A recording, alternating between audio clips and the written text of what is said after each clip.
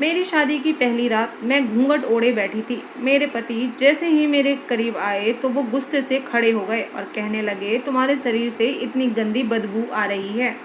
और उन्होंने मुझे धक्के मारकर कमरे से बाहर निकाल दिया। मेरी सास मुझे अपने कमरे में ले गई। उसके बाद जो उन्होंने मेरे साथ किया, मेरे पैरों तले से ज़मीन ही निकल गई, क्योंकि मेरी सास ने जो मेरे साथ मेरा नाम रोली है। मैं दिल्ली के कॉलेज में पढ़ती हूँ। मैं जैसे ही अपने घर पहुँची तो मैंने देखा मेरे घर पर एक औरत और उसका बेटा बैठे हुए थे। मेरे पापा बोले, बेटा इनके पैर छुओ, ये तुम्हारी होने वाली सास हैं। मैं अपने पापा का मुंह देखती रह गई और मेरी माँ के चेहरे पर भी एक अजीब सी शिकायत थी। मेरे पापा बोले, रोली बेटा, मैंने तुम्हारी शादी तय कर दी है। आज से ठीक 15 दिन बाद तुम्हारी शादी है।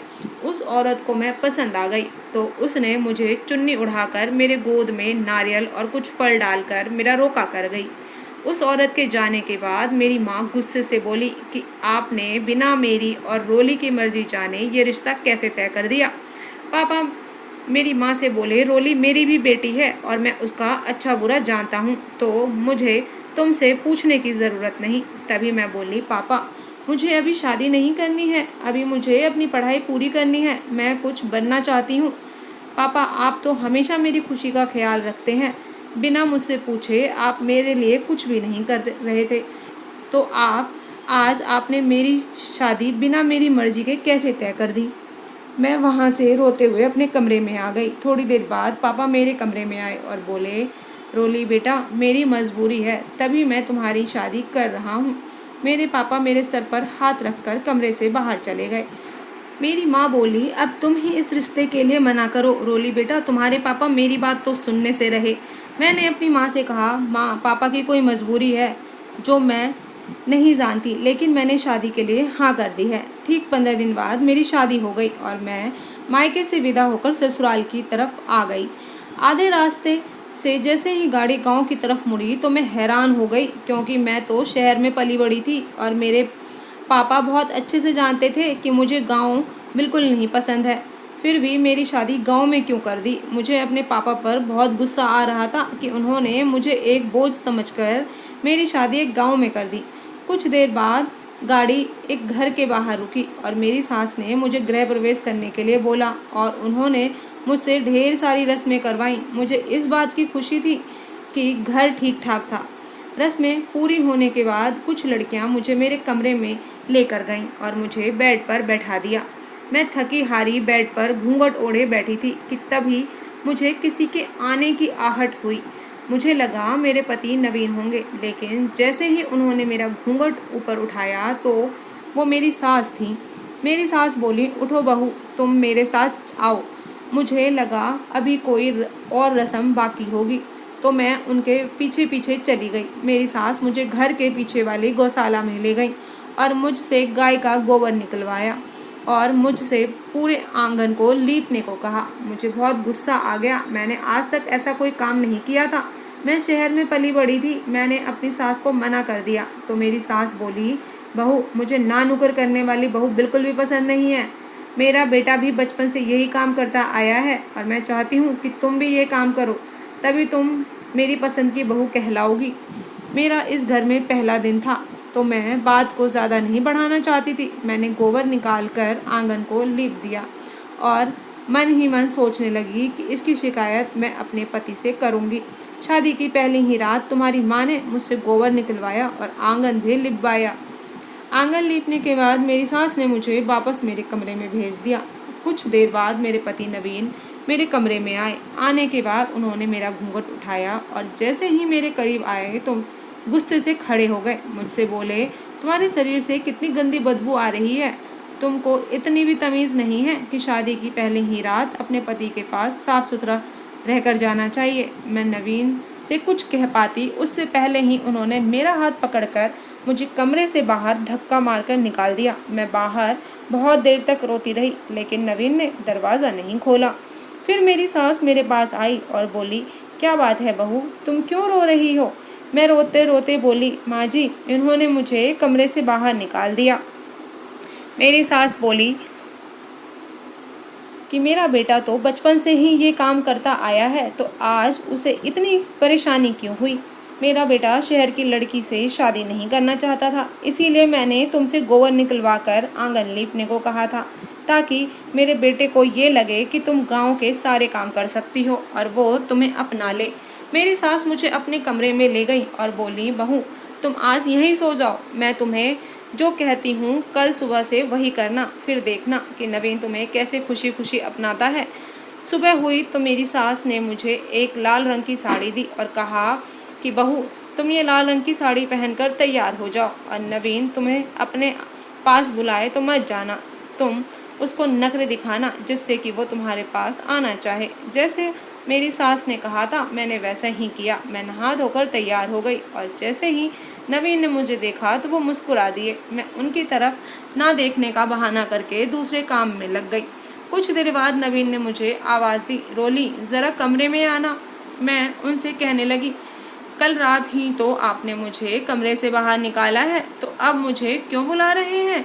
मैं कमरे में नहीं आ गई और घर के दूसरे कामों में लग गई। लेकिन जैसे ही शाम हुई मेरी सास ने मुझसे फिर से गोबर निकलवाया और आंगन लीपने को बोला। मैं उन्हें मना नहीं कर पाई, मैंने आंगन लीप दिया। मेरी सास ने मुझे फिर मेरे कमरे में भेज दिया। आज भी वही हुआ। जैसे ही नवीन कमरे में आए और बोले, आज भी तुम्हारे शरीर से बदबू आ रही है, और आज फिर मुझे कमरे से बाहर निकाल दिया। आज भी मेरी सास मुझे अपने साथ अपने कमरे में ले गई और बोला, तुम यहीं सो जाओ। अब तो ये रोज़ का ही हो गया था। मेरे पति मुझे कमरे से निकाल देते और मेरी सास के कमरे में मैं जाकर सो जाती, लेकिन मैं इन सब से बहुत परेशान हो चुकी थी। बस मुझे इस बात की तसल्ली थी कि मेरी सास मेरे लिए अच्छा सोचती थी और मुझे अपने कमरे में सोने देती थी। एक दिन मैं सुबह सोकर उठी थी कि मैंने देखा मेरी सास के पास एक लड़का बैठा हुआ है। मैं हैरानी से उसको देखने लगी तो मुझे हैरानी से देखते हुए मेरी सास बोली, रोली ये तुम्हारा देवर है, ये शहर में नौकरी करता है और वहीं रहता है। तभी मैं बोली, माँ जी अगर ये मेरे देवर हैं तो हमारी शादी में क्यों नहीं आए, और आज तक आपने मुझे इनके बारे में कुछ क्यों नहीं बताया।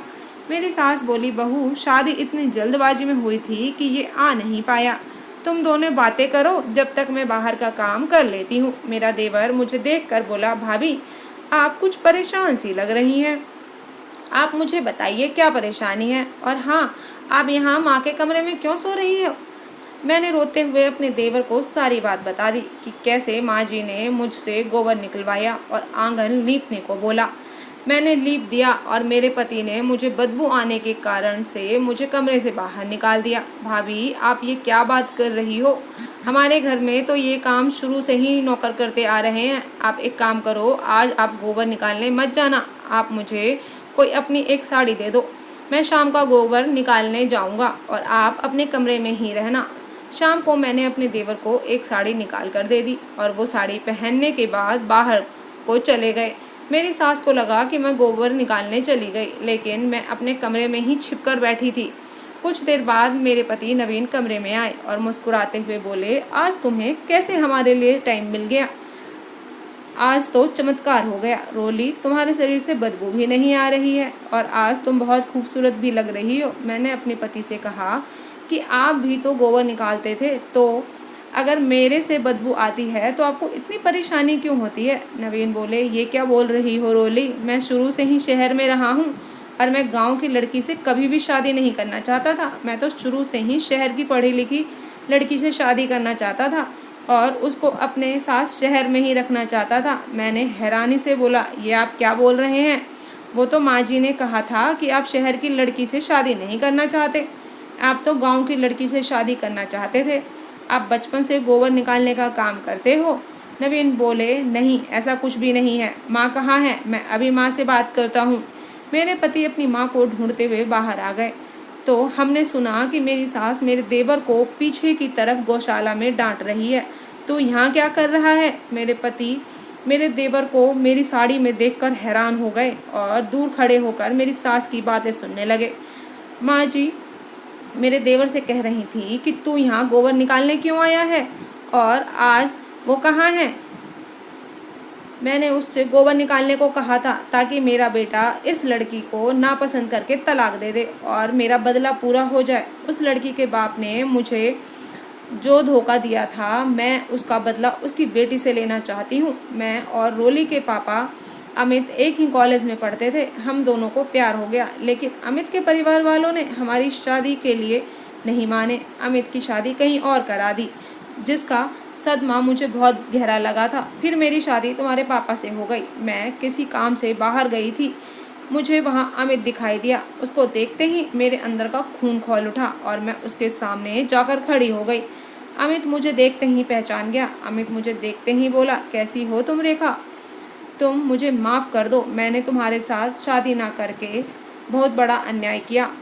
मुझे अपने किए पर बहुत अफसोस है, पर अब मैं क्या कर सकता हूँ। मुझे फेफड़ों की टीबी है और मैं बहुत ही जल्द मरने वाला हूँ। उसकी बात सुनकर मैंने बोला, तुम अपनी बेटी रोली का हाथ मेरे बेटे नवीन के लिए दे दो। मैं उसे तुम्हारा प्यार समझकर अपने घर में बड़े लाड प्यार से रखूँगी।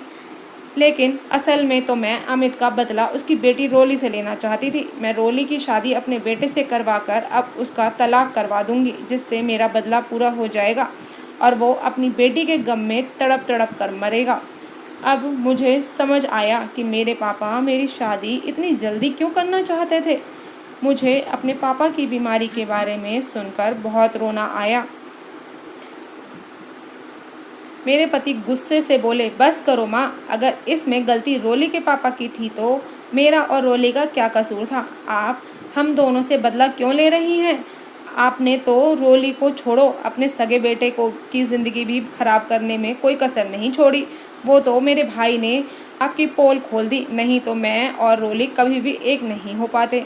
मैं रोली को लेकर शहर जा रहा हूँ। रोली, तुम अपना सामान पैक कर लो, अब हम यहाँ एक पल भी नहीं रहेंगे। मेरी सास मेरे पति को रोकती रही, लेकिन नवीन ने उनकी एक ना सुनी और मुझे शहर लेकर आ गए। मेरी सास के पास अब पछतावे के अलावा कुछ नहीं बचा था। शहर आकर मैंने अपने पापा से फ़ोन पर बात की और उनसे माफ़ी भी मांगी कि मैंने उनके लिए कितना गलत समझा था। असल में तो उन्होंने मेरी शादी इसलिए जल्दी कर दी थी क्योंकि उनके पास समय नहीं था। मेरे पापा बोले, रोली बेटा, मेरा इलाज हो गया है, अब मैं ठीक हूँ, मैं जल्दी ही तुमसे मिलने आऊँगा। मेरी सास रोज़ फ़ोन करके अपनी गलतियों की माफ़ी मांगती, लेकिन मेरे पति उनकी एक ना सुनते। मुझे अपनी सास पर दया आती थी। फिर एक दिन मैंने दोनों भाइयों से बात की और मैंने और मेरे पति ने मेरी सास को माफ़ कर दिया और अपनी सास को मैंने शहर में रहने के लिए बुला लिया। अब हम चारों खुशी से रहते हैं। तो दोस्तों, आज की कहानी आपको कैसी लगी बताइएगा ज़रूर। चैनल पे अगर न्यू है तो प्लीज़ सब्सक्राइब कर लीजिएगा। अगर पुराने हैं तो कहानी पूरी सुनने के लिए धन्यवाद। फिर मिलती हूँ आपको एक नई कहानी के साथ। Bye bye. Please family and friends के साथ कहानियों को शेयर कर दिया करें। बाय।